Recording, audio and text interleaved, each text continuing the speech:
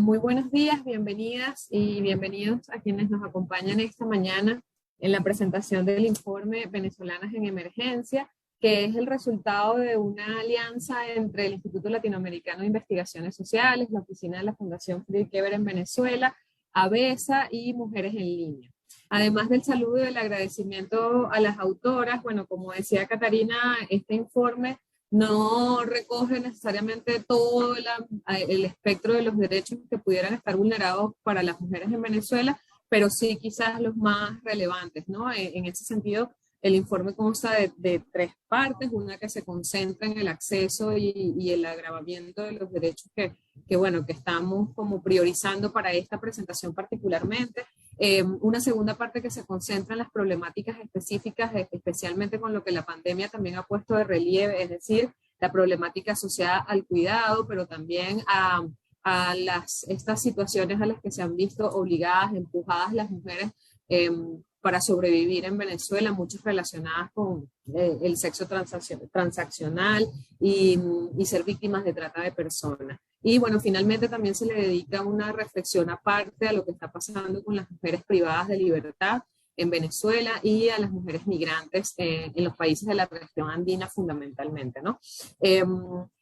Lo que hemos hecho es un ejercicio de tratar de suplir una ausencia de información de lo que está pasando.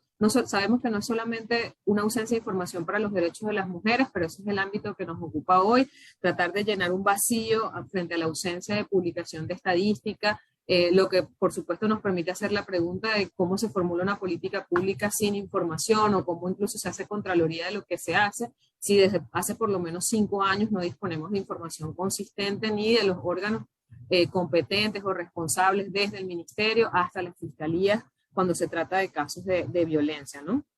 Todos los temas que están planteados aquí me parece que son urgentes, importantes, especialmente los tres que vamos a discutir hoy, que tiene que ver con la situación de la afectación de las mujeres en materia de violencia, el acceso a derechos sexuales y reproductivos en un sentido amplio, y bueno, una cosa no menos importante y que en última debería ser transversal para la discusión política del feminismo y las feministas en Venezuela, que tiene que ver con la representación y la participación política, ¿no? Es decir, cómo la agenda de las mujeres avanza si no hay una representación, que en los espacios de poder esté exigiendo e interpelando al poder sobre estas cosas, ¿no? Yo quisiera entonces empezar formalmente la presentación, la discusión de este trabajo, dándole la bienvenida a Yolima Arellano, quien trabajó, nos ayudó bastante en el capítulo sobre la violencia en el contexto de la pandemia.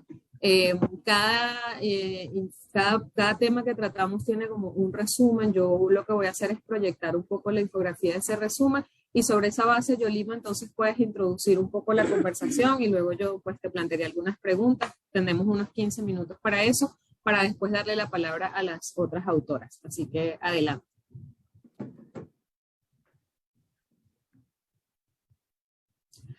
Yo lo primero que te preguntaría en todo caso es qué ha pasado en el contexto de la pandemia con la violencia hacia las mujeres, ¿no? Vimos durante todo un año, desde que se declararon los confinamientos, que en América Latina en general había habido un aumento desproporcionado.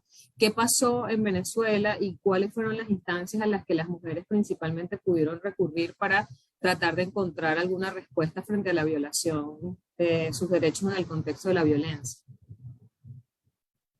Bueno, buenos días. Quiero dar gracias al ILDIS y a Mujeres en Línea y a ABESA por la invitación a participar en este foro y en esta investigación y documentación sobre este tema. Podemos decir que en relación a la violencia, el derecho de las mujeres a vivir sin violencia pues siguió siendo lamentablemente conculcado, que las mujeres en Venezuela siguen siendo desprotegidas, que de información que hemos obtenido, tanto de organizaciones de la sociedad civil que atienden y atendieron durante todo el proceso de confinamiento por la pandemia a las víctimas y sobrevivientes de violencia de género contra las mujeres, pues se suma esa convergencia entre los efectos de la crisis humanitaria compleja que ya venían sufriendo con entonces los efectos del confinamiento, y la pandemia se ha exacerbado. De manera que los tipos de violencia que con más frecuencia denunciaron las mujeres a través de las líneas telefónicas son la doméstica, la psicológica, la física, la sexual, la patrimonial, la institucional, el ciberacoso y la trata y tráfico de mujeres y niñas con fines de explotación sexual. El mayor impacto para las mujeres durante este periodo ha sido la violación del debido proceso y de la tutela judicial efectiva, que ha conllevado a la revictimización por no ser debidamente escuchadas y atendidas. Asimismo, un incremento del índice de impunidad, una proyección de tolerancia hacia la violencia contra las mujeres en la sociedad, lo que favorece su normalización e invisibilización, y un sentimiento de inseguridad y desconfianza en las víctimas hacia las instituciones. Y en el contexto de la pandemia, Yolima, ¿me escuchas? Sí, te estoy escuchando. Okay. Sí, uno puede leer en el informe que esperamos esté disponible en las páginas y en las redes de las organizaciones una vez terminemos esta presentación, que en efecto hay un desaliento en el caso de las mujeres para denunciar las violencias en los cuerpos de seguridad o en las instituciones que estaban dedicadas a esto, entre otras cosas, no solamente por desconfianza, sino por problemas para movilizarse y por falta de atención remota por lo menos los primeros 6 meses. En este caso, ¿a dónde acudieron las mujeres a denunciar? Y un poco la información que nos presenta de dónde viene en general, o sea, cómo se ha logrado recopilar lo que está pasando en materia de violencia si el Estado no presenta información suficiente. Bueno, efectivamente, aunque el Estado, a través de los entes competentes, desarrolló algunos proyectos y programas derivados pues, de los mecanismos, no fueron eficientes ni efectivos. Y la legislación especial, es decir, la ley orgánica sobre el derecho de las mujeres a una vida libre de violencia, no se ha cumplido de manera efectiva ni eficiente. En este sentido, el Estado desarrolló algunos mecanismos, como por ejemplo la línea VEN 911, a través del cual las víctimas podían llamar y hacer las respectivas denuncias, y estas llamadas eran atendidas generalmente por funcionarios policiales que no estaban preparados y capacitados en el tema de violencia de género contra las mujeres, y que derivaban estas llamadas bien sea a las defensorías de las mujeres, a las oficinas locales en cada estado del Instituto Nacional de la Mujer o a oficinas de dependencias policiales.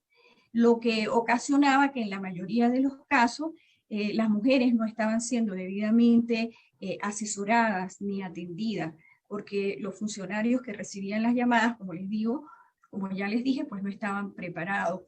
Igualmente pasó con las fiscalías del Ministerio Público, con los tribunales de violencia contra la mujer, quienes trabajaron por guardias, el Ministerio Público también por días. Bueno, debido al tema del confinamiento, se vieron en la obligación de establecer unos horarios a los cuales pues las mujeres no tenían mayoritariamente la posibilidad de asistir, y cuando asistían entonces las mandaban a ir 3 días después, 8 días después, lo que ocasionó pues frustración en las víctimas y el no continuar adelante con la denuncia. Igualmente sucedió con los consejos de protección de niños, niñas y adolescentes, en los que se atendieron denuncias de esta población por parte de sus madres, sus familiares, pero igualmente con muy poco personal y con una atención que no fue la debida. De tal manera que las organizaciones de la sociedad civil que ya venían trabajando con derechos humanos de las mujeres y específicamente con violencia, pues se vieron atiborradas de trabajo. Y entonces desarrollaron ese trabajo a través de la asistencia remota, bien sea por llamadas telefónicas, correos electrónicos, ese WhatsApp, mensajes de texto, y pudieron brindar esa atención ante la ineficacia de los entes estatales. Y tal como tú lo dices, pues entre las limitaciones que plantearon las víctimas estaban el tema de la inoperancia de los servicios públicos, por ejemplo, la electricidad, entonces, para comunicarse, las líneas telefónicas, la comunicación, el internet, la falta de transporte público por la falta de gasoil y gasolina, la falta de efectivo para pagar los pasajes pues, en el transporte público, la movilización, entre otros muchos aspectos en relación a la deficiencia en la prestación de los servicios públicos. Lo que, pues, indudablemente afectó la calidad de vida de las mujeres en todo sentido y muy especialmente la vulneración del derecho de estas a vivir sin violencia. Gracias, Yorima. Es evidente que en Venezuela desde el año 2007 se ha hecho bastante propaganda y se ha hecho mucha difusión con la aprobación de la ley orgánica sobre el derecho de las mujeres a una vida libre de violencia. Y según los estudios comparados en la región, pues en términos de la redacción pareciera ser una de las más avanzadas. Sin embargo, la ley en todos estos años no ha logrado detener el aumento de las violencias hacia las mujeres y muy por el contrario, vemos un aumento sostenido de todas las violencias. ¿Por qué crees tú que pasa esto? Es decir, ¿porque es suficiente la ley? ¿Qué hace falta para que la ley, con todo lo bueno y todas las ventajas que puede tener, se cumpla y se haga realidad y sea un mecanismo para que las mujeres accedan a los derechos? Te pregunto eso en esta parte porque para un segundo bloque quisiera preguntarte sobre la reforma que se acaba de aprobar y qué expectativas podemos tener de ella. Pero primero, para cerrar este bloque, ¿por qué crees tú que la ley no ha sido suficiente para detener el aumento de todas las violencias contra las mujeres? Por el contrario, además, en el contexto de la crisis hemos visto la aparición de nuevas violencias. ¿Y qué habría que hacer para que la ley se cumpla? Bueno, yo pienso que sí, como tú dices, hemos avanzado en las demandas de la lucha de las mujeres en Venezuela. Ha tenido efectos en relación a los derechos que hemos conquistado y entre ellos pues la existencia de una ley específica sobre el tema y de todo un sistema de protección a través de los tribunales de protección, la fiscalía y los diferentes entes que la ley establece para que las víctimas puedan realizar las respectivas denuncias. Sin embargo, esto no ha ido acompañado de capacitación, de sensibilización de los funcionarios y las funcionarias, de los operadores de justicia. Entonces aquí entra en juego el tema de los estereotipos negativos de género, es decir, de esas falsas creencias que venimos arrastrando y que nos ha inculcado el sistema de género, pues el tema del patriarcado, del machismo, de manera que cuando las mujeres, las víctimas y sobrevivientes van a poner sus denuncias, se consiguen ante un funcionariado que no está capacitado, que no está preparado, que no está sensibilizado y que no les brinda la debida atención. Entonces, las mujeres son generalmente lo que las mujeres manifiestan cuando acuden a nuestras oficinas, es que son lo que comúnmente se llama ruleteadas. Y si van a la prefectura, que es un órgano competente para recibir denuncias, le dicen aquí no se pueden recibir y las mandan entonces a la policía. Llegan a la policía y la policía las manda a la fiscalía, etcétera. Esto genera un cansancio y una frustración en las víctimas. Y por otro lado, entonces los funcionarios no conocen muchas veces la ley, no tienen la sensibilización necesaria, de manera que no pueden aplicar la ley eficazmente y que surta un efecto. Entonces, en este sentido, yo creo que es fundamental la capacitación y la sensibilización en género, no solamente en la ley. Los funcionarios pueden conocer la ley y saber cuál es su deber cuando anteponen las víctimas la denuncia y para registrarla y levantar el respectivo expediente, enviarlo ante el Ministerio Público, ante la Fiscalía de Violencia o realizar el respectivo arresto del agresor si está en flagrancia.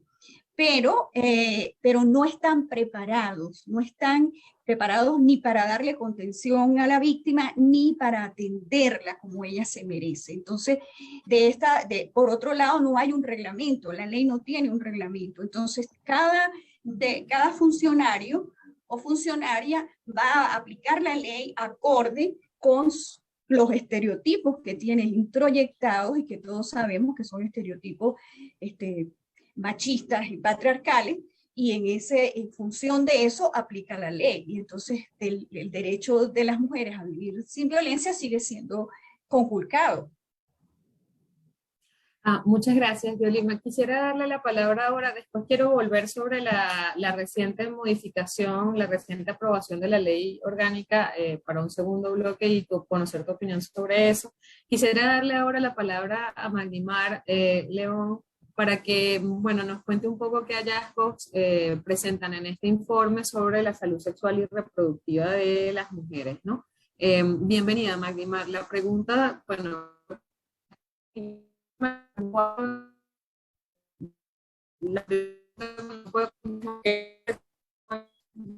sobre qué opciones tienen para eso. Hola, muy buenos días, un gusto estar acá con ustedes. No te escuché bien la pregunta, Anaí, si me la puedes repetir nuevamente, por favor. Sí, la pregunta era, o sea, sí, no, la pregunta era que después de levantar este estudio, que además sistematiza lo que viene estudiando ABESA desde hace por lo menos 3 años, de lo que está pasando con las mujeres y su sexualidad y qué tanto tienen derecho a decidir las mujeres sobre su sexualidad, qué tanto mejoró o se agravó eso en el contexto de la pandemia, es decir, qué tanto deciden las venezolanas hoy sobre su sexualidad en un sentido amplio. Perfecto, gracias. Bueno, primero decir que en este apartado vinculado al tema de los derechos sexuales y los derechos reproductivos, nos enfocamos en unas problemáticas particulares que son como las más relevantes. Lo que tiene que ver con el acceso a métodos anticonceptivos, las cifras de mortalidad materna, el acceso a los servicios de salud sexual y reproductiva, que efectivamente es un indicador importantísimo, sobre todo de cara a la pandemia, porque hubo una afectación en el acceso a estos servicios, y lo que tiene que ver con los embarazos adolescentes, ¿no? Entonces, y acceso a métodos anticonceptivos. Entonces, a ver, primero diría, respondiendo a tu pregunta, de que a nivel mundial la pandemia afectó negativamente a todas las mujeres en materia de salud sexual y reproductiva. ¿Y por qué se hace esta afirmación? Porque efectivamente la pandemia limitó el acceso a servicios. Recordemos que con la pandemia hubo toda una emergencia a nivel sanitario y hubo una reasignación de roles y funciones a las instituciones de salud pública. Hubo cierre de servicios, los recursos fueron orientados hacia la pandemia en detrimento de otra cantidad de servicios, incluidos los servicios de salud sexual y reproductiva, ¿ok? Entonces, aquí hay un primer dato relevante. Ante una institucionalidad de salud ya precaria en el país, producto de la emergencia humanitaria compleja y su impacto importante en el tema de salud, encontramos cómo se le suma, ¿verdad? Un poco más, se agrava un poco más el acceso de las mujeres a estos centros, bueno, por justamente la propia pandemia. Y esta dificultad en el acceso tiene varias aristas. Una tiene que ver con las condiciones de estos propios servicios y el cierre de los servicios. Otra tiene que ver, muy importante, con el temor de las propias mujeres en acudir a los servicios por temor a la pandemia, ¿sí? O sea, ya se sabe que las instituciones de salud son en donde hay mayor probabilidad o mayor riesgo de contraer el COVID. Entonces, obviamente, mujeres embarazadas se abstenían de acudir a los controles porque pues, temían contagiarse. Y en los primeros momentos de la pandemia, bueno, con mucha desinformación, no se sabía el impacto no solo sobre ellas, sino sobre el feto, ¿no? Su embarazo. Por otro lado, las restricciones en el tema de transporte. Quizás esto no se vivió de esa manera en otros países, pero la crisis de transporte en Venezuela, el acceso a los servicios, también es un factor que incidió. Entonces, todos estos elementos confluyeron en que hubiera una mayor cantidad de obstáculos en el acceso a servicios de salud sexual y reproductiva, y encontramos como, por ejemplo, mujeres que a embarazos anteriores habían tenido un número de controles de embarazo suficiente, entre 3 o 4 durante el embarazo, encontramos mujeres que no fueron a los controles por toda esta situación, ya fueron al momento de parir, y esto obviamente es un muy mal indicador porque estos controles son necesarios justamente para prevenir riesgos obstétricos, para estar, digamos, controlar la salud, en fin, estar haciendo el seguimiento a la salud de estas mujeres embarazadas. Por otro lado, tenemos el tema del acceso a los métodos anticonceptivos. Los estudios que han hecho organizaciones de la sociedad civil, y aquí destaco el trabajo que ha realizado Convite en las observaciones en farmacias para evaluar el índice de escasez de métodos anticonceptivos en farmacias, ellos encontraron que hay un mayor acceso en farmacias, es decir, las farmacias tienen mayor abastecimiento de métodos anticonceptivos si lo comparamos con los resultados del 2018. Por ejemplo, en el 2018 el desabastecimiento estaba por el 80%, en algunos casos del 100%, pero en este año 2020 se encontró que el desabastecimiento era menor. Ya, por ejemplo, el desabastecimiento en algunos rubros podría ser de 40%, 50%. ¿Qué pasa? Que este mayor abastecimiento en farmacias no se traduce en un mayor acceso para las mujeres, porque ahora enfrentamos una segunda dificultad, que es la que tiene que ver con los costos. Es decir, que ahora tenemos anticonceptivos en las farmacias dolarizados. ¿Y quiénes pueden acceder a estos anticonceptivos, verdad? Solo las que pueden, las que tienen acceso a dólares y las que lo pueden comprar. Entonces, en estos estudios, por ejemplo, encontramos que cerca del 30% de mujeres consultadas para Distrito Capital y el Estado Miranda, aproximadamente el 30% de estas mujeres no tiene posibilidad de comprarlo. Necesita que haya una donación, una dotación desde la institucionalidad del Estado. Sabemos que se han desarrollado esfuerzos en instituciones públicas vía plan de respuesta humanitaria, acuerdos entre el Fondo de Población y el Ministerio de Salud para adquisición de métodos anticonceptivos, pero este abastecimiento sigue siendo insuficiente. Es decir, que las necesidades de anticoncepción no están siendo satisfechas en un 100%. Entonces, en el aspecto de métodos anticonceptivos, pudiéramos decir que hay una mejoría comparada con años anteriores, pero esta mejoría solo le llega a las mujeres que tienen poder adquisitivo, ¿sí? Antes no había anticonceptivos, incluso teníamos que importarlos. Ahora hay un abastecimiento, pero esto no está beneficiando a las mujeres que están en situación de pobreza, ¿sí? Que es un alto porcentaje de la población. Entonces, allí esta situación sigue siendo crítica. Por otro lado, los embarazos adolescentes siguen estando en un alto porcentaje.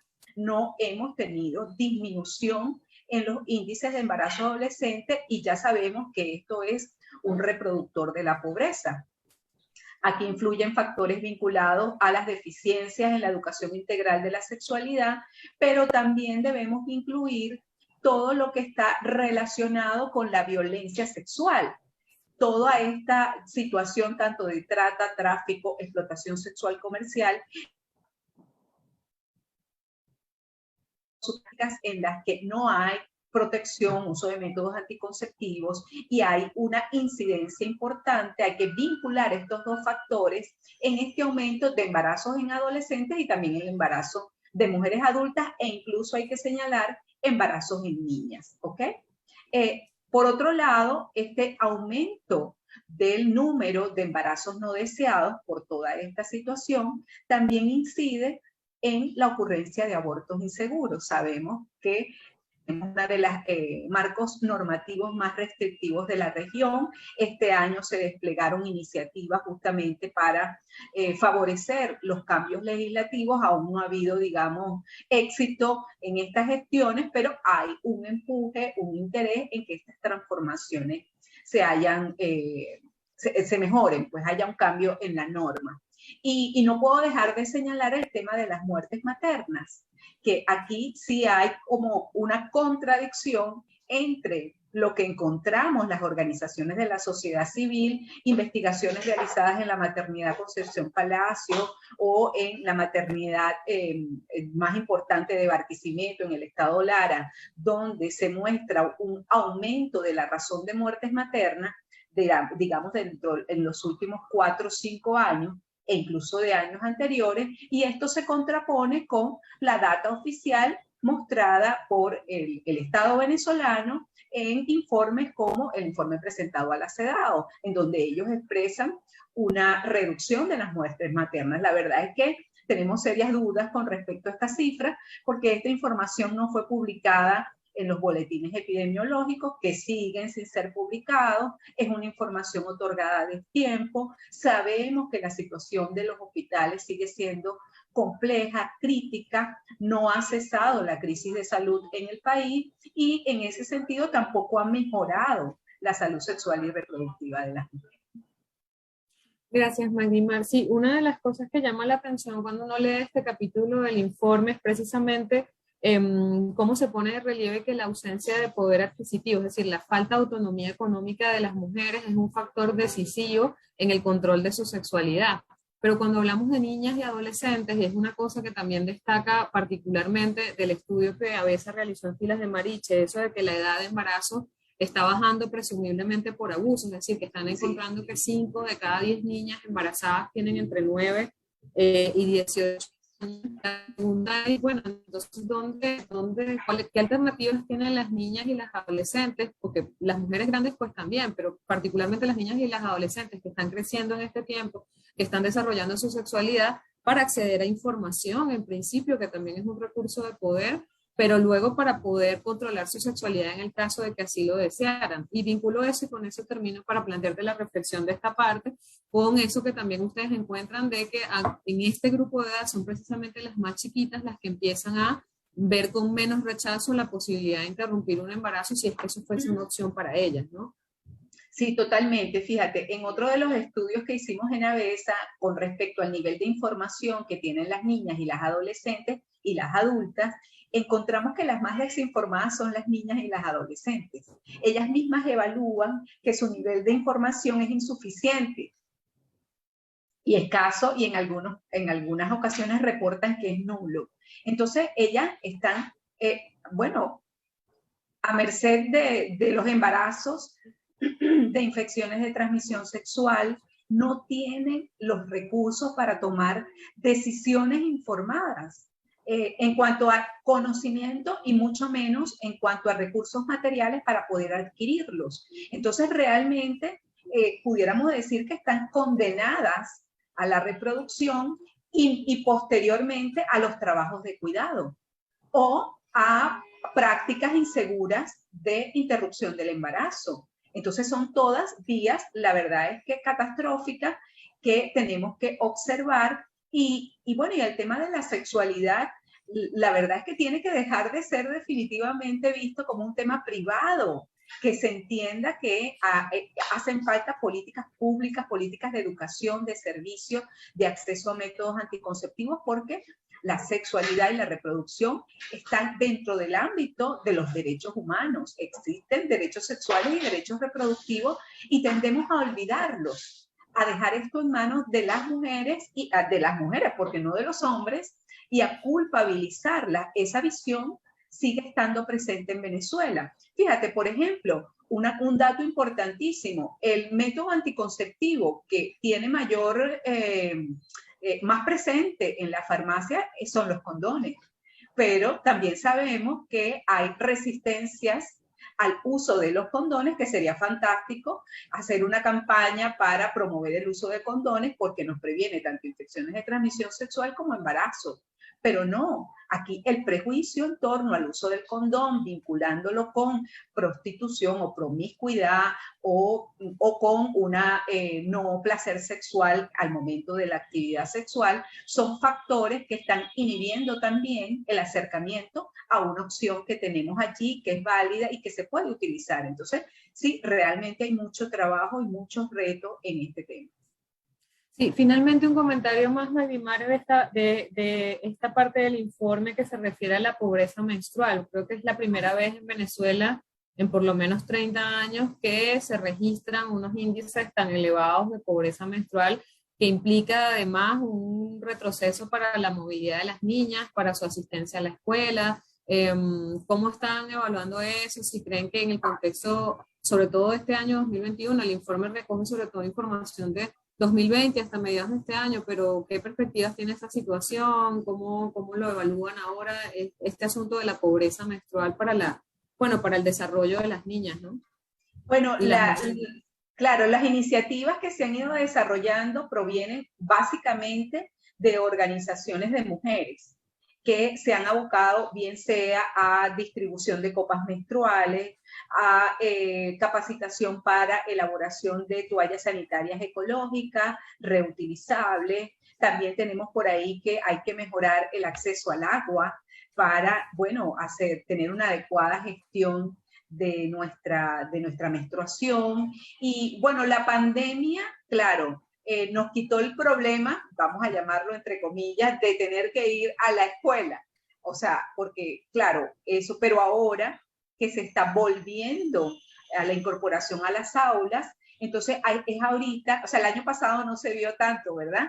Es este año con la incorporación a las instituciones educativas donde vamos a volver a ver nuevamente cómo este elemento de la menstruación pudiera estar también siendo una barrera. En ese sentido, desde el plan de respuesta humanitaria tiene que ser incorporado toda la adecuación de las instituciones educativas y del acceso al agua en las instituciones educativas, pero además dotación de insumos de materiales para la gestión menstrual.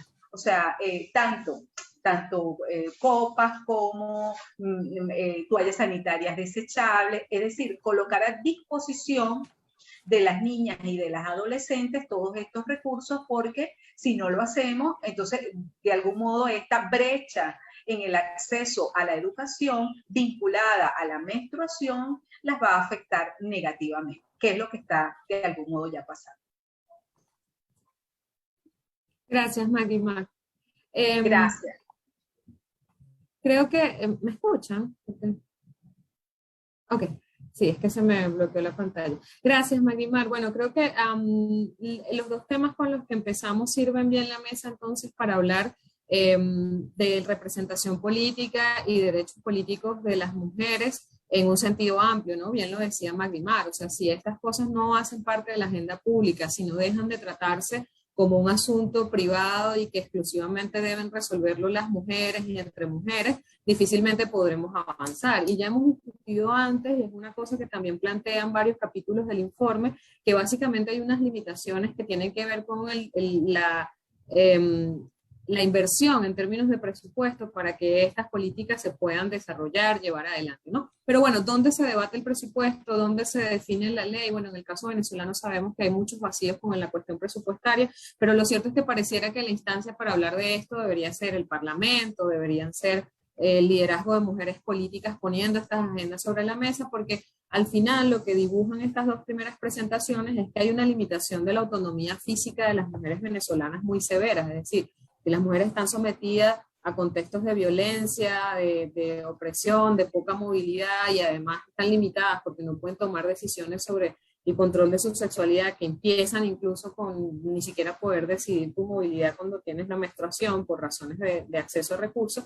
¿Dónde entra esto en la política y cómo están representadas las mujeres políticas en Venezuela hoy, los derechos políticos de las mujeres? Entonces, bueno, adelante, Dayana. Bueno, muy buenos días a todas, a todos y todes. Bueno, efectivamente, como lo señalaste tú muy bien, es decir, las dos anteriores presentaciones abren el panorama de lo que vamos a tratar ahorita, porque efectivamente, si no hablamos de los derechos políticos, ¿dónde vamos a abordar todas estas temáticas que estas problemáticas que se están evidenciando? Y un aspecto fundamental, y Magdimar hablaba de los derechos sexuales y reproductivos como derechos humanos, es que efectivamente hay varias cosas o varios parámetros a partir de los cuales podemos empezar a hablar de estos temas. Y uno de ellos es que es muy reciente el considerar los derechos de las mujeres como derechos humanos, 1993, es decir, menos de 30 años. Y cuando hablamos de derechos humanos de las mujeres, que decimos que tenemos los mismos derechos que los hombres, es necesario entender que si no abordamos tres grandes ejes, que son el derecho a una vida libre de violencia y en el caso de los derechos que nos ocupan, pues sabemos que con la reforma actual acaban de incorporar la violencia en los espacios políticos, lo cual en algún momento hablaremos. Luego tenemos los derechos sexuales y reproductivos, incluido el derecho a decidir sobre tu propio cuerpo y la discriminación vinculada con todas las autonomías, física, financiera, psicológica, etc. Entonces, en ese panorama, esos derechos que no es que, porque los derechos sexuales y reproductivos no son únicamente de las mujeres, pero son muy importantes y es necesario que las mujeres lo reflejen, necesitan que se visualicen en los espacios públicos, en los espacios de toma de decisiones. Y es allí donde entra la importancia de los derechos políticos. ¿Dónde están los derechos políticos? Los derechos políticos quizás son de los más antiguos reconocidos constitucionalmente. Ya sabemos que fue a partir del año 1947 las mujeres en Venezuela pueden votar. Y como en otras partes del mundo, las mujeres pensaron que votando, ejerciendo el derecho al sufragio, iban a lograr esa igualdad que todavía el día de hoy seguimos buscando.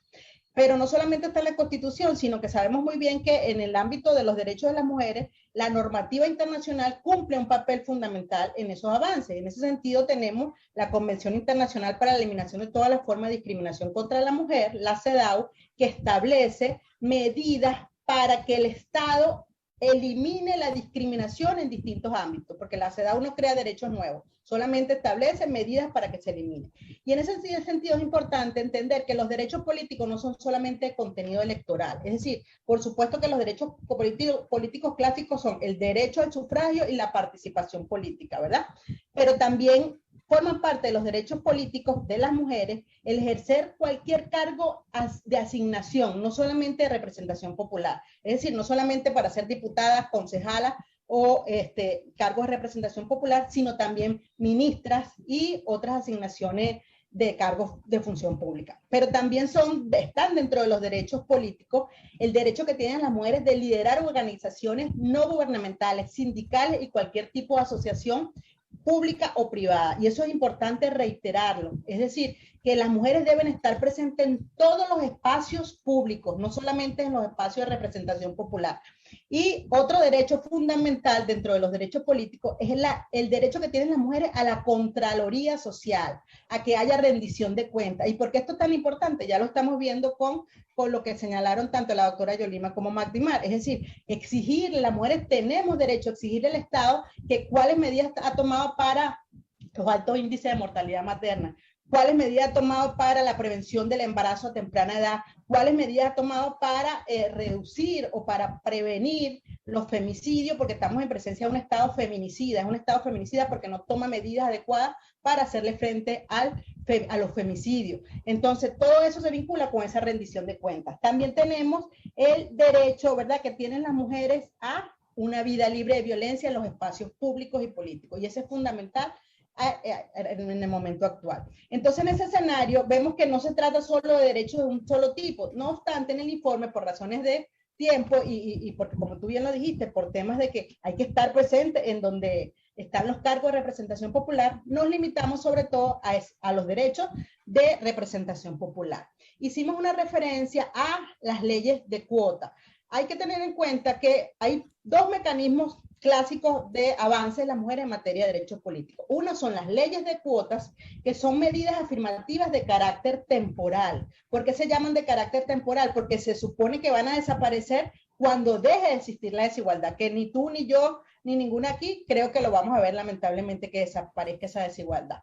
Pero las leyes de cuota, ¿verdad?, responden a esa necesidad. Pero tenemos ahora, y hacia allá debemos insistir, es la democracia paritaria, que es un criterio de justicia. No es temporal, es permanente y responde a un hecho demográfico. Si las mujeres representamos la mitad, y en Venezuela poco más de la mitad de la población, pues lo justo es que también esté en esa presencia en los órganos de representación popular. Pero bueno, en el caso de Venezuela, ajá, dime. No, quería hacerte hay algo que destaca mucho de tu informe y es cómo se dibuja la representación o el poder de decisión que tienen las mujeres en el caso de la Asamblea Nacional, en la presidencia de ciertas comisiones. Y lo que uno observa cuando lee tu trabajo es que hay una tendencia a desdibujar completamente a las mujeres, digamos, de presidir o de que tengan liderazgo en comisiones que no estén relacionadas con la familia y con la Comisión Permanente de Pueblos Indígenas. Entonces la pregunta un poco sería, o sea, ¿hacia dónde crees tú que puede,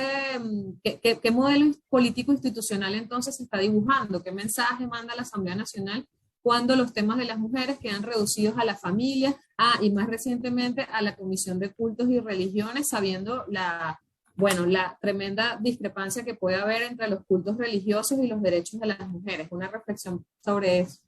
Vale, mira, lo que pasa es que en las reglas formales hay avances normativos, avances institucionales, en las formales, no así en las informales. Es decir, tenemos leyes, como tú bien dijiste, la ley orgánica es una de las más avanzadas y así tenemos distintas leyes.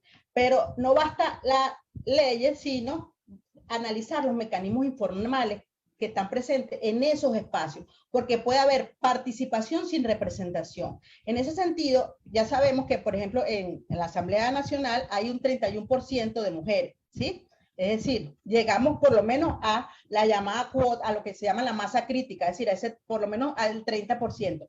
Pero participación no implica representación, es decir, que haya esa masa crítica no implica que los intereses de las mujeres o la agenda de las mujeres esté en los espacios de decisión. Y eso se evidencia en lo que tú señalabas, en las comisiones. Hay 14 comisiones legislativas permanentes en la Asamblea Nacional de Venezuela. De esas 14 comisiones, solamente 2 son presididas por mujeres. Una es la de familia y la otra es la de pueblos indígenas. La de pueblos indígenas es la única que tiene paridad, mientras que la de mujeres es la que tiene el mayor número de mujeres, porque lo que se hace es reproducir en los espacios públicos las asignaciones que tienen las mujeres en los espacios privados. Eso es un elemento, pero la falta de voluntad política se nota también, porque si ya vimos que son más hombres que mujeres, bueno, vamos a ponerlas de vicepresidenta. Es decir, ponemos la alternancia. Si es un presidente, ponemos una vicepresidenta. Eso no está presente tampoco en la Asamblea Nacional. Entonces, ¿qué es lo que pasa en ese sentido? Que para tener capacidad de decisión, y aquí entramos a las reglas informales presentes en las dinámicas políticas, para tener verdadera capacidad de decisión,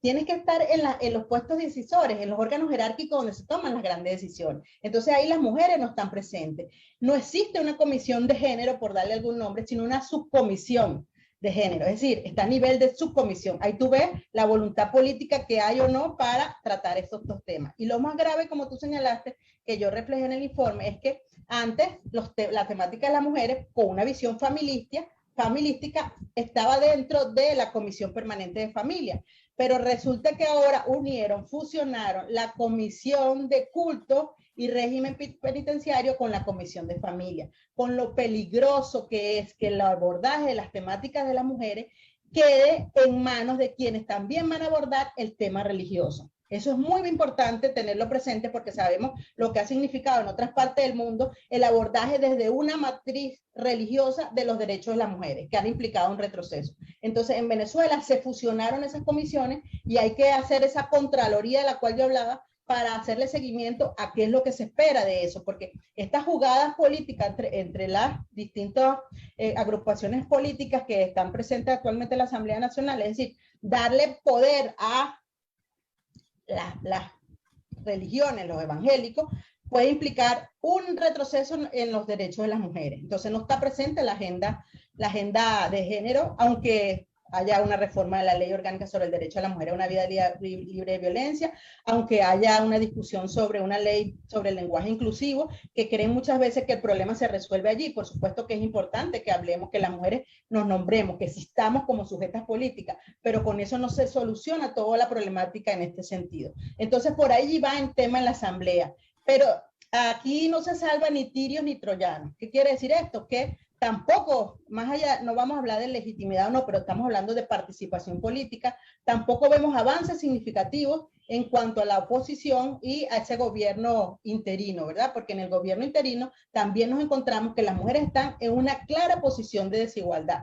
Si nos vamos a las comisiones que estuvieron presentes, pues nos encontramos que sí hubo una mayor presencia de mujeres en cuanto a carteras o a temáticas no tradicionales. Por ejemplo, en ciencia y tecnología estaban presentes las mujeres. En temas de ambiente y cambio climático estaban presentes las mujeres. Pero más allá de eso, no hubo tampoco un abordaje profundo de la temática de las mujeres. De hecho, un estudio que se hizo en el 2017, cuando se les preguntaron a varios legisladores y legisladoras que qué tan frecuente se abordaba la temática de las mujeres o la problemática de las mujeres, el 82% señaló que nunca, pocas veces o muy contadas veces. Es decir, no está presente tampoco en la agenda, por lo menos en la agenda legislativa no está presente. Ahorita con las elecciones, no, bueno, no sé si quieres hacerme una pregunta, Anaí. Si quieres dejamos, o sea, te quería preguntar sobre las elecciones, pero lo dejamos para este próximo bloque, que precisamente quiero retomar la conversación con Yolima, con Magdimar y contigo para situarnos en el momento actual. O sea, como decíamos al inicio, este fue un trabajo que empezamos a hacer hacia finales del año pasado, estuvimos recogiendo información hasta mediados de este año, y luego, bueno, los procesos de edición que se toman su tiempo. Pero bueno, llegamos a otro final de año, un segundo año de pandemia, con una perspectiva de que no va a cambiar en lo inmediato, es decir, 2022 nos parece que va a ser un año muy distinto y seguimos con las amenazas de nuevas mutaciones, nuevos confinamientos. Un poco la pregunta, Yolima, y ya te la había anunciado en el bloque anterior, es, se anunció ayer una nueva reforma de la Ley Orgánica de Violencia para las Mujeres, una nueva después de la que se había hecho en el 2014, en la que se había incluido de forma muy parcial y yo diría interesada la categoría de feminicidio. ¿Qué esperar de esta nueva reforma? Si es que hay que esperar algo, ¿qué habría que hacer para que finalmente la Ley Orgánica de Violencia contra las Mujeres empiece a cumplirse de forma efectiva? ¿Y cuál es el papel de las mujeres venezolanas, de las organizaciones, pero también digo de todas estas mujeres que están caracterizadas en este informe, y especialmente las que tienen menos poder de decidir, para, bueno, exigir que la ley se cumpla? Y lo otro es, bueno, qué observaciones hay que tener y que mirar con atención ahí, como esto de la inclusión de la violencia política, por ejemplo. Y no sé si sabes qué pasó con la Convención Belén do Pará. Bueno, mira, son muchas preguntas. Realmente voy a ir respondiendo a de las que me he podido, que recuerdo ahorita, pues. Cuando tú planteas sobre la reforma, tú muy bien lo dices, es ayer cuando acaban de aprobar en segunda discusión en la Asamblea Nacional Oficial la reforma de la Ley Orgánica sobre el Derecho de las Mujeres a una Vida Libre de Violencia. Estamos estudiándola en este momento, estamos analizándola, porque, bueno, había un primer borrador que estaba circulando por allí, pero necesitábamos tener la definitiva. Pero dentro de lo que hemos podido observar, hay un elemento importante que me parece a mí, que lo ha definido la inclusión de los tipos de violencia dentro de un tipo, ya la ley ha establecido delito, y qué es la violencia política. Yo creo que es muy importante porque precisamente en Venezuela las mujeres que han ejercido ese derecho que tenemos, no solamente a votar, a elegir, sino también a ser electas y a participar dentro de la gestión pública, han sido violentadas en numerosas ocasiones. Hay varios informes que así lo demuestran, y es necesario incluso ir hacia una ley que aborde el tema de la violencia política, específicamente en el caso de las mujeres, como ya existe un modelo de ley de violencia política contra las mujeres que ha producido la Comisión Interamericana de Mujeres y el MESECVI de la OEA. Y otro tipo de violencia que también es muy importante es el tipo de violencia en línea. ¿Por qué? Porque durante el tema de la cuarentena, por la pandemia del COVID-19, ese fue uno de los tipos de violencia que más se ha incrementado, porque claro, estábamos confinadas en nuestras casas, no podíamos salir, y toda la comunicación se realizó fundamentalmente a través de la tecnología, virtualmente, y precisamente entonces la violencia, que podríamos decir, se incrementó la violencia doméstica, ¿verdad? En aquellas relaciones disfuncionales que no se habían arreglado, que no se habían sanado, pero también entonces la violencia pasó de ejercerse personalmente, físicamente, a ejercerse entonces en línea, a través de las redes sociales y a través de todo este tema tecnológico, de manera que es muy importante, me parece a mí, que se haya establecido esto. Y es más, esto es una de las recomendaciones que el Comité para la Eliminación de la Discriminación contra la Mujer de la Convención CEDAW ya le habían hecho a Venezuela en la última evaluación, que fue en 2014, y Venezuela estaba en mora con eso. Entonces, me parece que eso fue importante. Y lo otro, que los tipos penales que establece la ley como delito van a formar parte del nuevo Código Orgánico Procesal Penal, que está en discusión también en la Asamblea Nacional. Entonces, considero que eso es importante. Y sobre las otras preguntas, bueno, recuerdo que me hacían la pregunta en relación a esas mujeres que, como muy bien lo dijo Magdimar, son las que están más afectadas, porque son las mujeres que tienen más bajos recursos, no solamente económicos, sino también en educación, que viven, por ejemplo, en las zonas más alejadas, como son las mujeres campesinas, las mujeres indígenas. ¿Qué hacer en esta situación? Porque desafortunadamente, pues como todos sabemos, forman parte de lo que se denominan los grupos vulnerables y son las más afectadas, están siendo las más afectadas y van a continuar siéndolo. Y yo creo que allí es muy importante continuar el trabajo de las organizaciones de la sociedad civil que ya están ejecutando proyectos locales. Es muy importante que las agencias internacionales sigan apoyando a estas organizaciones para que puedan seguir desarrollando proyectos de formación en derechos de las mujeres, que las mujeres conozcan sus derechos, que sepan que existe un derecho, que es el derecho a vivir sin violencia, que existe una ley donde pueden acudir a denunciar, de qué forma lo pueden hacer, y que sigan entonces, que puedan de esta manera ejercer sus derechos, pero también al mismo tiempo de alguna manera seguir trabajando con el empoderamiento para que estas mujeres puedan tener autonomía y puedan entonces desenvolverse en su familia, en su vida personal y puedan entonces también hacer ejercicio de estos derechos. Y en relación al Estado, bueno, están allí las recomendaciones de la Convención CEDAW, que el Estado está en moras con ellas. Por ejemplo, como te digo, desde el año 2014, estas son obligaciones que el Estado venezolano ha contraído porque ha firmado y ratificado la Convención sobre la eliminación de todas las formas de discriminación contra la mujer. Por lo tanto, esa convención es ley en Venezuela. Pero el Estado acude a las evaluaciones, estamos en este momento esperando la evaluación de 2018 que no se dio y que entendemos ya existe un informe oficial que está circulando por allí. Nosotras, por ejemplo, como Observatorio Venezolano de Derechos Humanos de las Mujeres, producimos un informe alternativo, un informe sombra, y estamos esperando para que el comité defina la fecha de evaluación. Pero allí siguen las recomendaciones que no se han cumplido. ¿Cuáles son? El hecho de establecer un protocolo, un reglamento para la ley que no existe, el hecho de asignar más recursos, se requieren recursos económicos para aplicar la ley.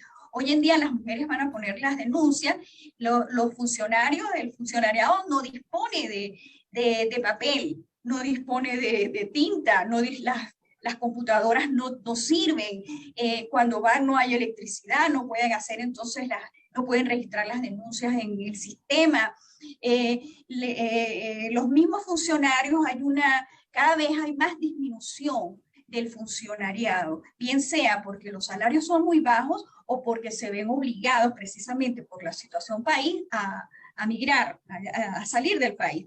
De manera que cada día la situación se hace más fuerte, aparte de la condición específica de cada una de las mujeres. Y esto es un tema estructural. Otro tema, bueno, no hay un plan nacional de violencia contra la mujer, y esta es una recomendación del comité. Tampoco se está garantizando el acceso efectivo de las mujeres en todo el territorio del país, muy especialmente lo que está pasando con las mujeres que se ven forzadas a migrar, las mujeres migrantes, las mujeres en condición de refugiadas, de desplazamiento. Hay que fortalecer también los mecanismos de denuncia, los procesos de investigación, de enjuiciamiento, de sanción adecuada y de reparación a las víctimas. Está, por ejemplo, una medida fundamental, establecer refugios, centros de acogida para las mujeres víctimas, sus hijos e hijas en todo el territorio nacional, que no existen. También fortalecer los programas de rehabilitación o reinserción social para los agresores. Estos son muy débiles. Por ejemplo, a las organizaciones, a nosotros nos invitan a veces a trabajar con los agresores de parte del equipo multidisciplinario del Tribunal de Violencia contra la Mujer, y observamos que son intentos muy tímidos y muy, yo diría, ineficaces. Los agresores asisten porque es una obligación y tienen que firmar una planilla para poder tener libertad plena, pero realmente no sentimos que se está haciendo como debiera ser. Igualmente, la capacitación y sensibilización para los operadores de justicia, que es fundamental, porque podemos tener una nueva ley, o la ley reformada, podemos tener nuevos tipos de delitos, podemos tener nuevos mecanismos de protección, pero si el funcionariado responsable de aplicar la ley no está sensibilizado y capacitado, lamentablemente, esto va a ser un saludo a la bandera, como decimos. Y finalmente, se tiene que continuar capacitando no solamente a las mujeres, al funcionariado, sino también a la población en general.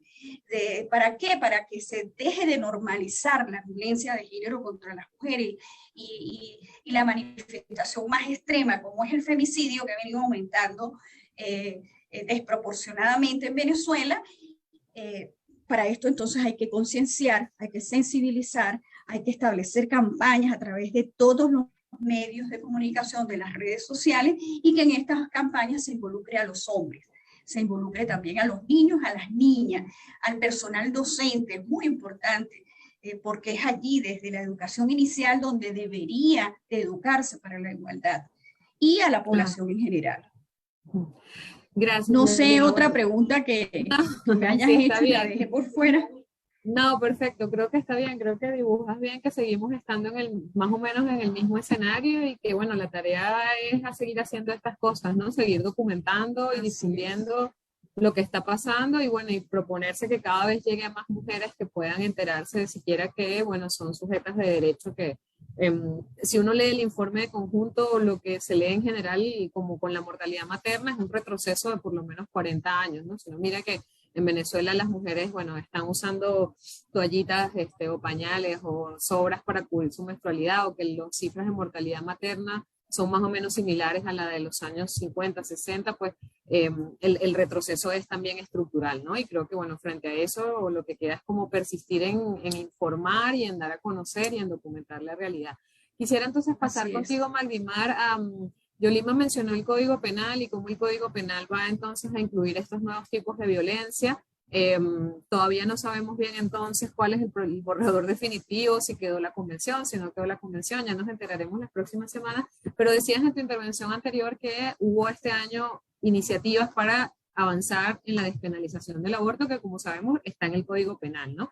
Y también este mismo año vimos quizás, por lo menos desde mi experiencia, una de las movilizaciones más importantes por la despenalización del aborto en Venezuela, por lo menos a las que yo haya podido atender los últimos 10 años, o incluso yo diría los últimos 20, no sé. La pregunta para ti es, bueno, ¿en qué estatus está eso? ¿Qué posibilidades reales ves tú de que se avance? Si bien los derechos, todos los derechos sexuales son importantes, el conquistar el derecho al aborto, el derecho a decidir, pareciera seguir siendo uno simbólicamente muy importante para que las mujeres avancen en el control de su sexualidad. Entonces, ¿en qué quedó eso? ¿Cómo ves las perspectivas para los próximos meses con respecto a la despenalización del aborto? Bueno, fíjate, esa pregunta es súper importante. Primero saber o informar que en la Asamblea Nacional efectivamente está en revisión el Código Penal, ¿ok? Hay una iniciativa de reformar el código. Eso en principio ya nos abre la oportunidad de hacer propuestas para modificar la norma. Entonces, eso está ahí en puertas. Por otro lado, también está en discusión la Ley Orgánica de Salud, que, bueno, que también está en deuda pendiente. Esa es una ley anterior, la ley actual es anterior a la Constitución. Entonces, esa ley, por supuesto que también, igual que el Código Penal. Bueno, el Código Penal tuvo reformas posteriores a la Constitución, pero no ha tenido una transformación profunda justo para ajustarla al marco constitucional.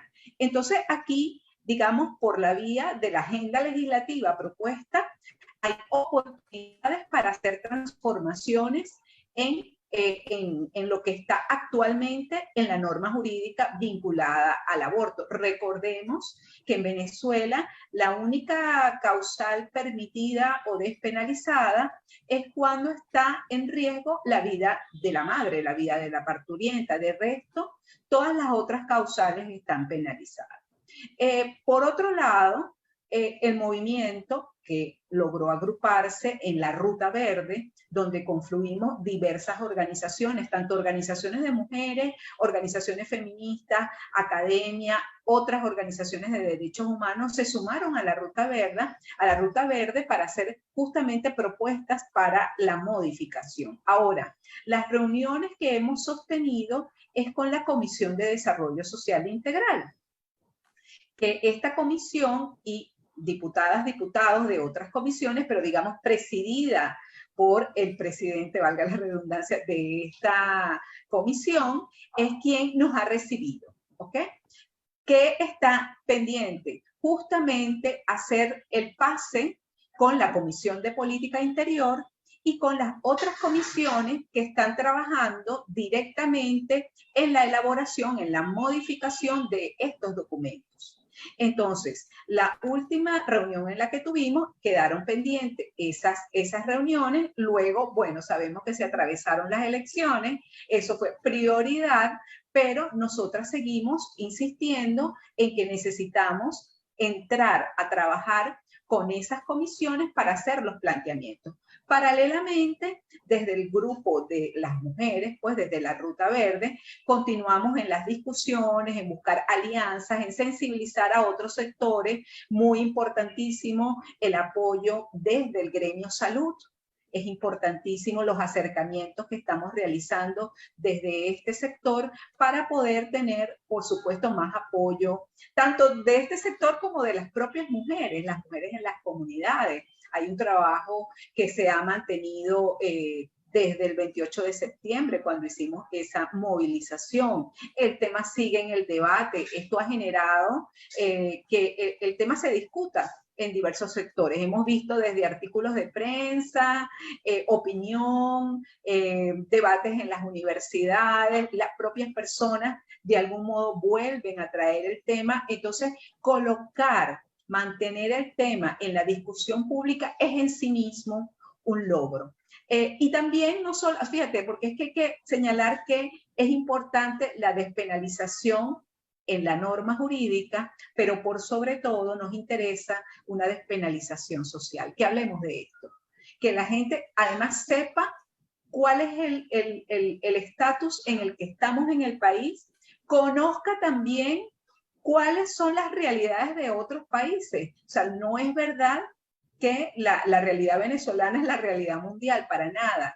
Existen países donde hay despenalización, donde hay legalización. ¿Cuáles son las implicaciones de esto para los derechos de las mujeres? ¿Por qué esto es importante? Y sobre todo, elevar esta discusión, llevarla al marco, al terreno de los derechos humanos, que no se queda solamente en una posición, digamos, en un debate religioso, un debate de creencias, que se respetan las creencias de cada persona, pero que entendamos que esto es un asunto de derechos humanos y de políticas públicas. Entonces necesitamos que la discusión se lleve a ese terreno. Entonces hemos ido avanzando, falta mucho recorrido, ya sabemos que este es un proceso largo, que hay un trabajo, digamos, dirigido al Poder Legislativo, pero hay un trabajo social que mantenemos y que es importantísimo. Gracias, Magdalena.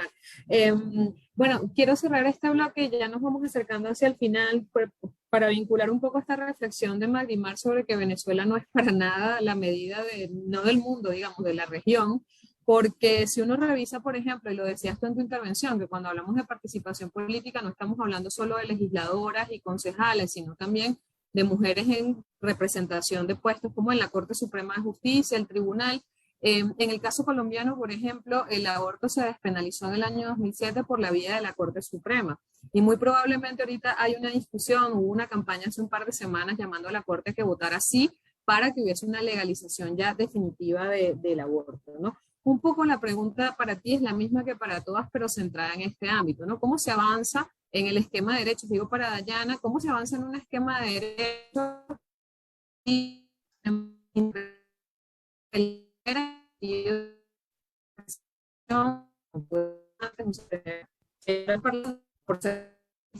que se va a defender esa agenda? Lo importante es defender esa participación, no solamente en los puestos de elección, sino también en esas otras instancias del poder que podrían contribuir a avanzar en esta materia de derechos, ¿no? Entonces, un poco la pregunta concreta para ti es, o sea, ¿cómo tú ves en perspectiva la posibilidad de una mayor participación política de mujeres claramente identificadas con liderar una agenda pro derechos en el caso venezolano? Si es que ves esas posibilidades o qué habría que hacer para eso, fortalecer un liderazgo de mujeres que lleve adelante una agenda en favor de la autonomía, de las autonomías de las mujeres. Fíjate, yo creo que el ejemplo de la marcha de la Ruta Verde es un buen ejemplo. Es decir, no estamos hablando de los mecanismos formales de los partidos políticos, pero sí estamos hablando de esa presencia política de las mujeres.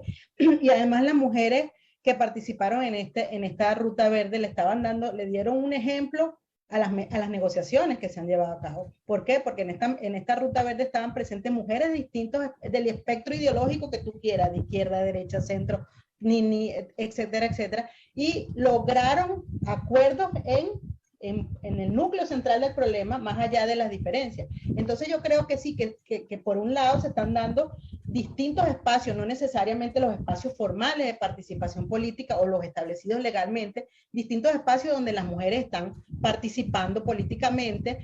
Yo creo que es fundamental, como lo han dicho todas en todos los ámbitos, una mayor capacitación, pero una capacitación, por supuesto, que incorpore derechos humanos, perspectivas de las mujeres. Capacitación me refiero en temas de política, participación política, porque ante esa permanente lema de que las mujeres deben llegar por meritocracia, sabemos que ese es un gran mito, el tema de la meritocracia. Lo que sí es cierto es que las mujeres necesitan capacitarse, foguearse, porque es un ámbito bastante hostil. Entonces, en ese sentido, pues es necesario este tema. Sí se puede, sí, por supuesto que sí se puede porque es necesario que esa agenda política, que no necesariamente va a venir de las legislaciones, sino que puede venir del movimiento de mujeres, tenga mayor incidencia en la política como tal. Sin duda alguna que eso es importante que se dé. ¿Va a ser fácil? No, por supuesto que no, porque a todos los problemas que pueden tener las mujeres en cualquier otro país, nosotros aquí tenemos que incorporar la polarización política y lo que eso implica para una agenda de mujeres. Pero yo quiero hacer un momentico, un paréntesis para hablar de una cuestión de la ley que me parece que es grave y que hay que señalarlo.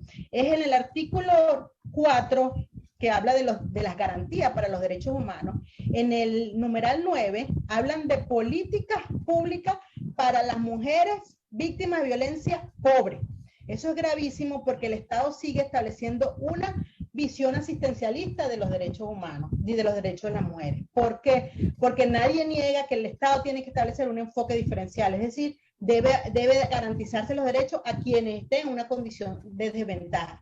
Pero el Estado debe hacer políticas públicas bajo un enfoque de derechos humanos. Bajo un enfoque de derechos humanos para toda la ciudadanía. Entonces, bajo esa visión asistencialista que recoge la ley, sigue el Estado instrumentalizando a las mujeres pobres. Y mientras se sigue instrumentalizando a las mujeres pobres, pues reproduce ese ciclo de pobreza y de violencia. Eso me parece gravísimo y está ahí establecido en la ley. También me parece muy malo que esos principios rectores, cuando estuvimos discutiendo reformas de la ley, establecíamos, por lo que decía la doctora Yolima, a la falta de capacitación de los funcionarios y funcionarias públicas, pero además de la propia ciudadanía en estos temas, y ser un tema novedoso que las universidades no abordan en derecho ni en ninguna otra rama de estudio o disciplina, no abordan el género o los derechos humanos de las mujeres como una materia obligatoria. Entonces, quienes van a aplicar esa norma generalmente no saben de la materia. Entonces, esos principios rectores o interpretación de la ley que estaban al principio, lo que buscaban era efectivamente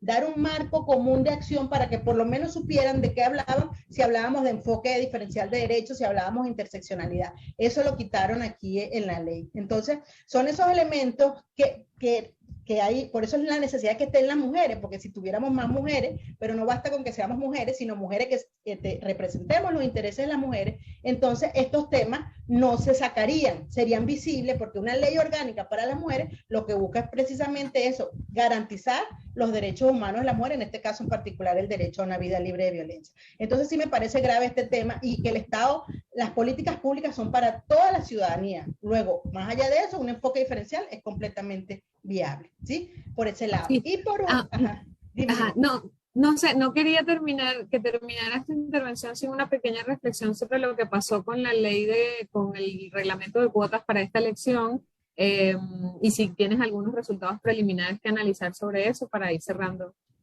Vale, mira, el reglamento, seguimos en el mismo tema. En el caso de América Latina, las cuotas legislativas son las que se han impulsado, válido, o sea, a través de leyes. Venezuela las tuvo en el 97, las quitó y ahora actúa a través de actos administrativos del Consejo Nacional Electoral. En las últimas elecciones hubo un avance, digamos, en el hecho de que se estableció un mecanismo sancionatorio. No se iba a inscribir la lista si no se cumplía con esta paridad, que en el caso de donde hubiese un número par iba a ser 50 y 50, y donde fuera impar por lo menos 40-60. Hasta ahí todo está bien.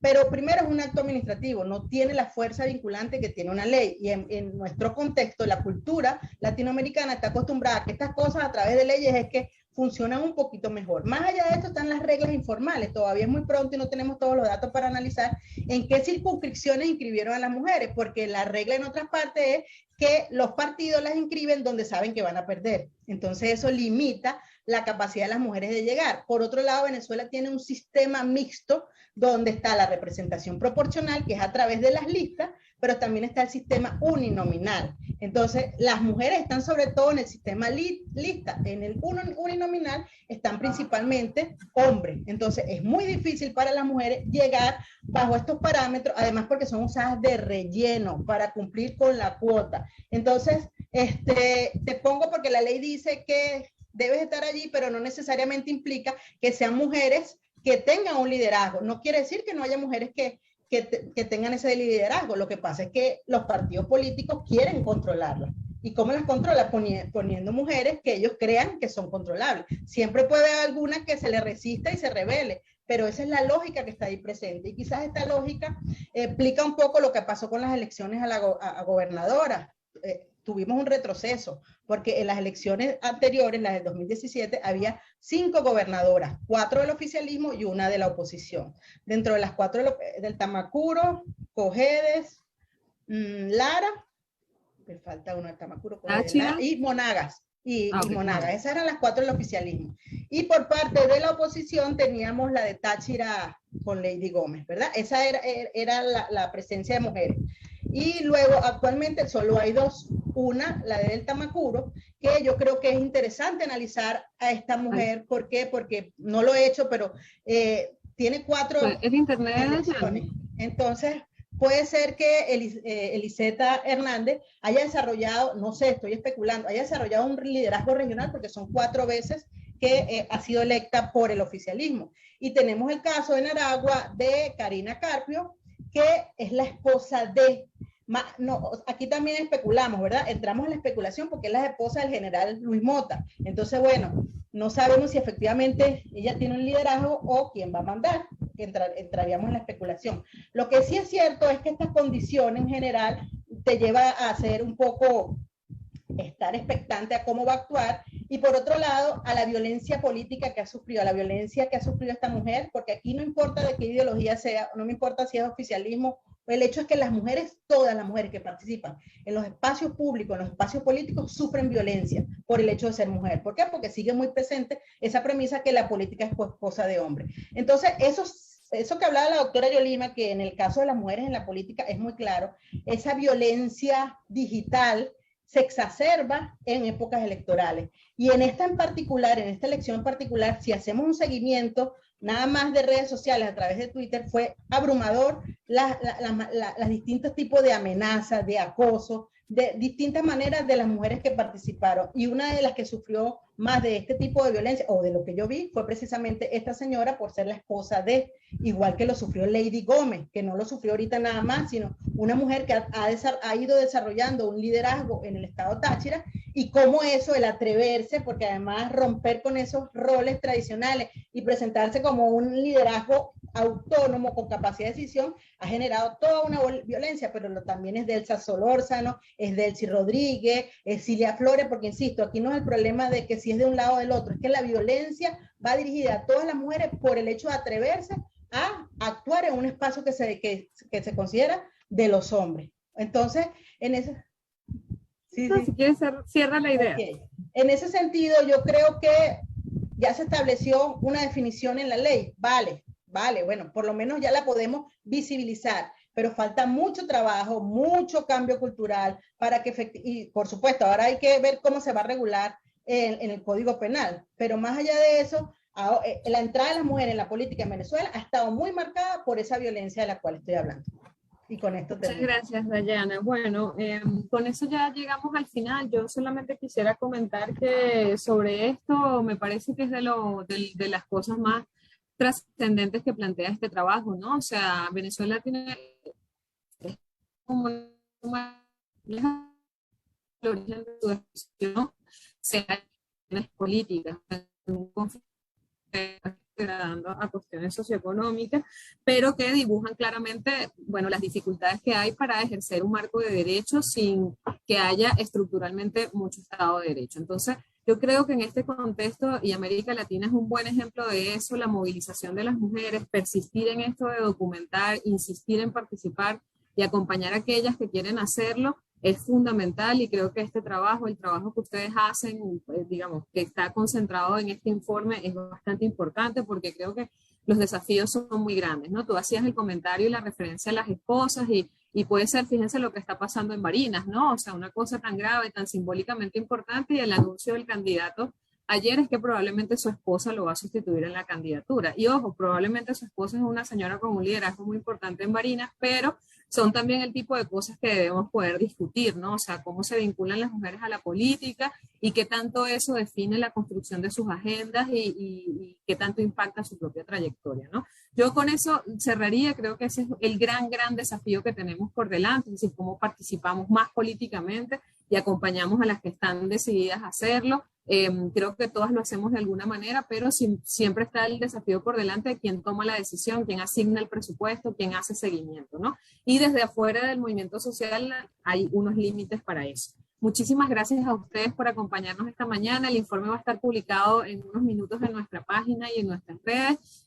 Nosotros les invitamos a leerlo y bueno, y aquí seguimos en esta ruta de discusión sobre, bueno, cuál es el futuro para las mujeres venezolanas y cómo ayudarnos entre todas a tejer red y a superar este retroceso tan grande en el que hemos caído. Muchas gracias a todos, feliz mañana por acompañarnos y bueno, nos vemos pronto, espero.